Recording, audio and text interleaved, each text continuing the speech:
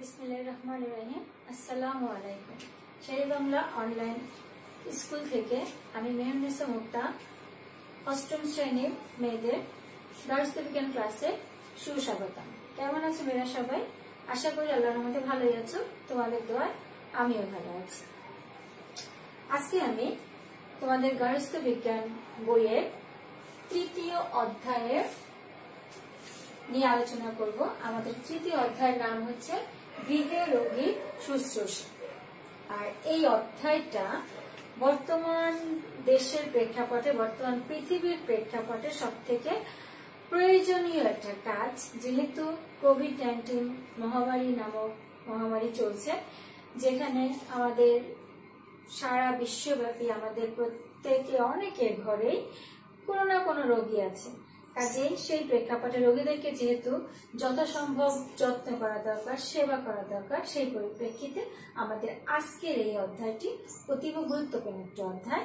এবং আমরা এই অধ্যায় থেকে জানবো কিভাবে রোগী শুশ্রূষা করতে হয়, কিভাবে রোগীকে সেবা করতে হয়, কিভাবে রোগীকে কি ধরনের, কোন রোগী কি ধরনের তথ্য দিতে হয়, রোগীর শারীরিক পরিষ্কার পরিচ্ছন্নতা কিভাবে করতে হবে, রোগীকে মানসিকভাবে কিভাবে শান্তি দেওয়া যায়, কিভাবে মানসিক প্রশান্তি দেওয়া যায়, এবং সর্বোপরি রোগীকে কতটা দ্রুত আরোগ্য লাভ করানো সম্ভব। আমাদের আজকের কথিত বিষয়ে প্রথম আমরা দেখব পাঠ 1। পাঠ 1-এ আছে রোগীর কক্ষের সাজ সরঞ্জাম এবং পরিষ্কার পরিচ্ছন্নতা। এবং এরপরে যেটা দেখব সেটা হচ্ছে পাঠ 3, রোগীর শারীরিক এবং মানসিক যত্ন। তাহলে আমরা পড়া শুরু করেছি। তার ভিতরে আমি একটু বলে নেই, তোমরা যারা ক্লাসে বসে গেছো তারা অবশ্যই বই, খাতা, কলম সঙ্গে রাখবে এবং যেখানে যতটুকু দাগানো দরকার দাগিয়ে ফেলবে, এবং যেখানে যতটুকু লেখা দরকার সেই লেখাগুলো তোমরা কমপ্লিট করবে। এবং ক্লাস শেষে অবশ্যই মনোযোগ সহকারে এই অধ্যায়টা আবার পড়বে। বিশেষ করে যা যা পড়াবো সেটা অবশ্যই ঠিকঠাক মতো পড়বে। পড়লেই অধ্যায়টা সম্বন্ধে তোমরা আরো বেশি ক্লিয়ার হতে পারবে। তাহলে আমরা আসি মূল পড়ায়। আমাদের প্রথম হচ্ছে গিয়ে পাঠ 1, রোগীর কক্ষে সাজ সরঞ্জাম। রোগীর কক্ষে আমাদের যে স্বাভাবিক জীবনযাপনে বিভিন্ন ধরনের রোগ হতে পারে। আমরা বিভিন্ন ধরনের রোগে আক্রান্ত হয়ে থাকি। ছোটখাটো বিভিন্ন রোগ হতে পারে, যেমন সর্দি, কাশি, জ্বর। এছাড়া বিভিন্ন ধরনের সংক্রামক রোগ হতে পারে, যেমন হাম, বসন্ত। এখন রোগ যাই হোক না কেন, কিংবা পরিবারের যে কোনো সদস্য রোগাক্রান্ত হোক না কেন, আমাদের সবার আগে যেটা দরকার, অসুস্থ ব্যক্তির শারীরিক দুর্বলতার যত্ন নেওয়া এবং তাকে আরাম ও বিশ্রাম দেওয়ার জন্য পরিবেশটাকে কোলাহল মুক্ত রাখতে হবে এবং স্বাস্থ্যকর পরিবেশ বজায় রাখতে হবে। রোগীর যে কক্ষ আছে সেই কক্ষে যাতে করে আলো বাতাস পর্যাপ্ত পরিমাণে আসে সেই ব্যবস্থা করতে হবে এবং রোগীকে পুরো ঘরময় না রেখে একটা নির্দিষ্ট কক্ষে রাখতে হবে এবং সেই কক্ষটাকে পরিষ্কার পরিচ্ছন্ন রাখতে হবে এবং উপযুক্ত শুশ্রূষা রোগীকে দিতে হবে। তাহলেই দেখা যাবে যে আমাদের রোগী খুব আপনজন একজন মানুষ, সে খুব দ্রুত গতিতে আরোগ্য লাভ করতে পারবে। রোগীকে সুস্থভাবে, সুন্দরভাবে সেবা এবং শুশ্রূষা দেবার জন্য আমাদের সর্বপ্রথম যেটা দরকার সেটা হচ্ছে রোগীর কক্ষে সাজ সরঞ্জাম। রোগীর কক্ষের ভেতরে আমরা কি কি জিনিসপত্র রাখতে পারি। তাহলে আমরা এক নজরে একটু প্রথমে দেখে নেই যে রোগীর কক্ষে আমরা কি কি সরঞ্জাম রাখবো। প্রথমে আছে ক্লিনিক্যাল থার্মোমিটার, তারপর হচ্ছে ঔষধ মাপার কাপ ও চামচ, feeding cup, glass, plate, jug, bed pan, urinal, গরম ও ঠান্ডা পানির ব্যাগ, সেকেন্ডের কাঁটাযুক্ত ঘড়ি, calling bell, torch light, room heater, water heater, প্রাথমিক চিকিৎসার বাক্স, বালতি, মগ ইত্যাদি। এই প্রত্যেকটা জিনিস রোগীর জন্য খুবই জরুরি। থার্মোমিটার আমরা জ্বর মাপার ক্ষেত্রে ব্যবহার করব, ঔষধ মাপার কাপ, ঔষধ খাওয়ানোর একটা মাপ আছে সেই মাপে ব্যবহার করব, বেড প্যান, ইউরিনাল তার যে ওয়াশের বাথরুমের কাজে ব্যবহার করব, এবং গরম এবং ঠান্ডা পানির ব্যাগ। কোন রোগীর ঠান্ডা পানিটা জরুরি হয়ে পড়ে, কোন রোগীর গরম পানিটা জরুরি হয়ে পড়ে। তারপর সেকেন্ডের কাঁটাযুক্ত ঘড়ি, দেখা যাচ্ছে যে কোন একটা কাজের জন্য যে কাঁটাযুক্ত ঘড়িটা খুব দরকার। আবার কলিং বেল যে হঠাৎ করে হয়তো বা শুশ্রূষাকারী কিছুক্ষণের জন্য বাইরে গেল, তখন হয়তো বা রোগীর ওই মুহূর্তে শুশ্রূষাকারীকে দরকার, তখন সে কলিং বেলটা চাপলে শুশ্রূষাকারী খুব দ্রুত রোগীকে চলে আসতে পারে। রুম হিটার, ওয়াটার হিটার, যদি ঠান্ডা খুব বেশি হয়ে যায় তখন রুম হিটার ব্যবহার করা যাবে, পানি গরম করার জন্য ওয়াটার হিটার ব্যবহার করা যাবে, এবং প্রাথমিক চিকিৎসার বাক্স যেটা, যার ভেতরে মানে রোগীর চিকিৎসার জন্য ছোট ছোট কিছু জিনিসপত্র যা খুব মানে সহজেই শুশ্রূষাকারী ব্যবহার করতে পারে, যেখানে হয়তো বা ডাক্তারের প্রয়োজন পড়ে না, তো এই জিনিসগুলো রাখা যায়। বালতি মগ, এটাও খুবই প্রয়োজনীয় একটা জিনিস রাখতে হবে, যাতে করে কোনো জিনিসের কোনো অভাব না ঘটে। তো এই জিনিসগুলো যদি আমরা হাতের কাছে রাখি তাহলে শুশ্রূষাকারী অর্থকারী খুব সহজেই রোগী সেবা যত্নটা করতে পারবে। এই অধ্যায়টা তোমরা পাবে পৃষ্ঠা নাম্বার 24 থেকে শুরু, এবং এই যে পাঠ 1 এটা আমরা পৃষ্ঠা 23, 24 এবং 25 পাবো। আচ্ছা, এখন থেকে আমরা রোগীর কক্ষের পরিষ্কার পরিচ্ছন্নতা। আমরা প্রথমে জানলাম রোগীর কক্ষের সাজ সরঞ্জাম, এরপর দেখবো রোগীর কক্ষের পরিষ্কার পরিচ্ছন্নতা। পরিষ্কার পরিচ্ছন্নতার জন্য আমরা একটু বইয়ে চলে যাই। বইয়ে দেখো রোগীর কক্ষের পরিষ্কার পরিচ্ছন্নতা আছে পৃষ্ঠা 24। এখানে রোগী পক্ষের ব্যবস্থাপনার ভিতরে প্রথমেই যেটাকে গুরুত্ব দিতে হবে সেটা হচ্ছে কক্ষের আসবাবপত্র, পোশাক পরিচ্ছদ এবং তার ব্যবহৃত যে জিনিসপত্র, যেমন বিছানা, বালিশ, চাদর নিয়মিত পরিষ্কার করতে হবে। আর নিয়মিত পরিষ্কার করলে কি হবে, রোগ নিরাময়টা সহজ হবে। কারণ অপরিচ্ছন্ন পরিবেশ রোগী কেন, সুস্থ মানুষের জন্য অসুস্থতা বয়ে নিয়ে আসতে পারে। কাজে রোগীর জন্য আরো বেশি মাত্রায় রোগটাকে পরিষ্কার পরিচ্ছন্ন রাখতে হবে। তো সেই ক্ষেত্রে আমাদেরকে যেটা করতে হবে, আমরা ফিনাইল আছে, ডেটল আছে, এগুলো দিয়ে রুমটাকে পরিষ্কার করতে পারি। তারপর রোগীর ব্যবহৃত যে আছে, রোগীর ব্যবহৃত প্লেট, গ্লাস, বেক প্যান, এগুলো সাবান, গরম পানি দিয়ে ধুয়ে নির্দিষ্ট স্থানে রাখতে হবে। তারপর আছে আমার রোগীর কক্ষের দরজা জানালা। এটা আমরা সাধারণত ব্যবহার করে থাকি হাসপাতালগুলোতে, যেমন সাদা বেড কভার, সাদা পর্দা এগুলো ব্যবহার করে। তো আমরা আমাদের ঘরে সাদা অথবা হালকা রঙের পর্দা ব্যবহার করতে পারি। এবং পর্দা ব্যবহারে যেটা হবে, ধুলোবালিটা সহজে ঘরে প্রবেশ করবে না, এবং আরো যেটা হবে যে রোদ, বৃষ্টির এটার একটা প্রোটেকশন দেওয়া সম্ভব হয়, বিশেষ করে রোদটা অতিরিক্ত যাতে না আসে।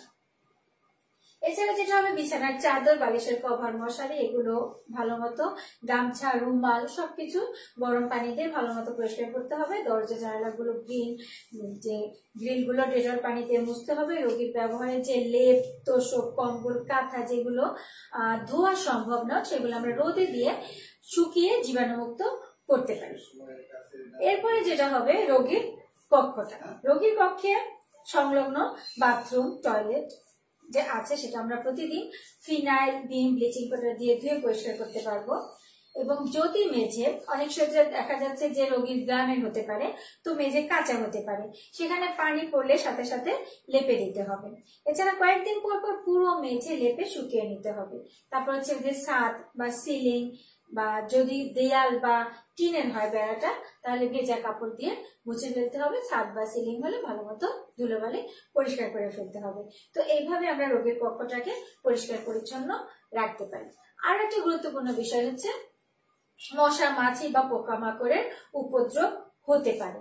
তো এই কারণে করতে হবে, রোগীর কক্ষের পরিবেশটাকে সেই পোকামাকড় মুক্ত রাখতে হবে। তো এভাবে করলে কি হবে, যে পরিবেশটা দূষণ মুক্ত হবে, ধুলাবালি মুক্ত হবে, এবং রোগী খুব দ্রুত গতিতে সুস্থ হতে পারবে। মোট কথা, রোগ আছে শরীরে, সেই শরীরের রোগ যাতে কোনো ধরনের কোনো সমস্যা দ্বারা রোগীর রোগ যাতে আরো না বাড়ে, সেই কারণে রোগীকে পরিষ্কার পরিচ্ছন্ন করা এবং রোগীর কক্ষকে পরিষ্কার পরিচ্ছন্ন করা। আচ্ছা, তাহলে আমরা পাঠ 1 সম্ভবত আমাদের হয়ে গেল, রোগীর কক্ষের সাজ সরঞ্জাম এবং পরিষ্কার পরিচ্ছন্নতা। আশা করি তোমরা বুঝতে পেরেছো।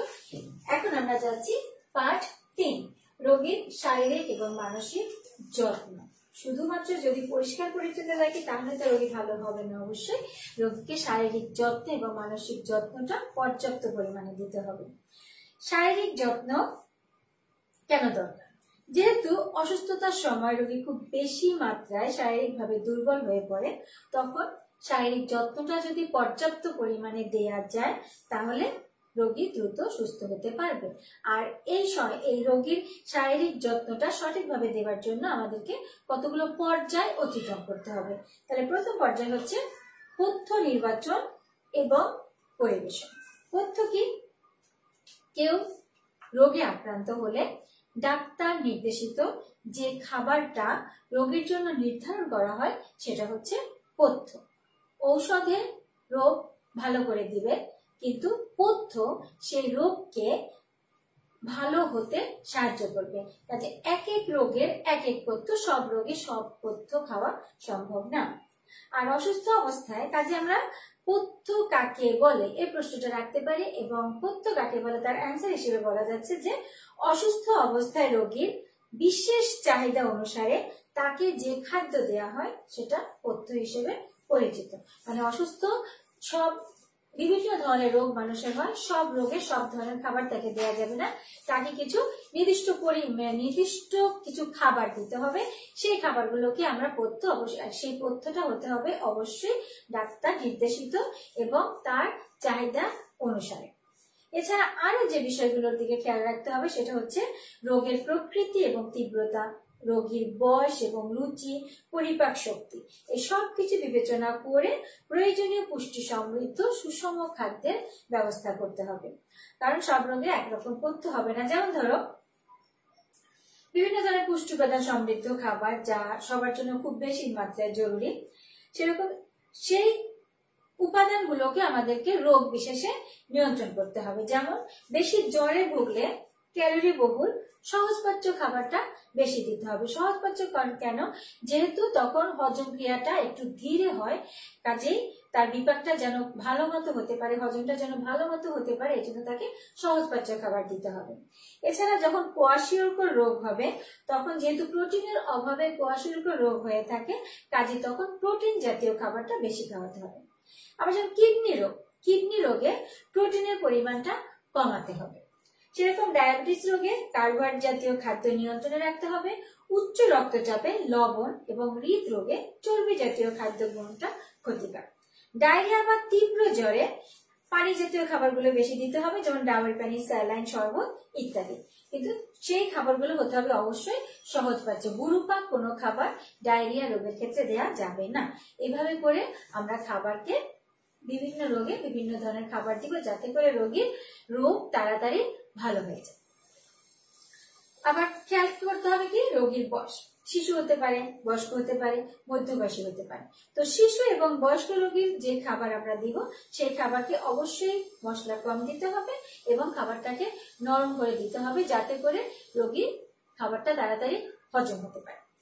পথ্য নির্বাচনে রুচির দিকেও বেশি নজর দিতে হবে, কারণ দেখা গেছে যে পথ্য অনুযায়ী আমরা খাবার দিচ্ছি কিন্তু সেই খাবারটা তার ভালো লাগছে না, কাজে খাবারটাকে সে যেভাবে পছন্দ করে, যেভাবে রান্না করলে, হয়তোবা দেখা গেল সে বয়স্ক হলেও হয়তোবা হালকা একটু মশলা দিলে তার ভালো লাগতে পারে, তো আমরা পরিমাণটা হয়তোবা সামান্য একটু বাড়িয়ে দিতে পারি। এভাবে করে যেন তার তৃপ্তিটা বজায় থাকে সেদিকে খেয়াল রাখবো।